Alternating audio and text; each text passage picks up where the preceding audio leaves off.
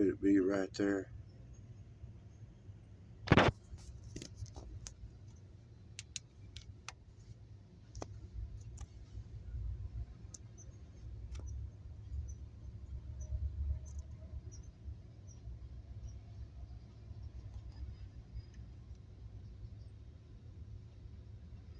That looks like a little drizzle of water, doesn't it?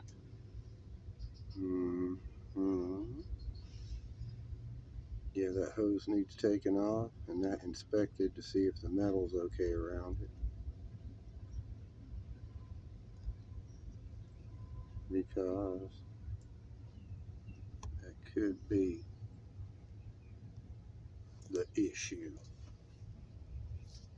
Find out next time, ladies and gentlemen. Same bat channel, same bat time.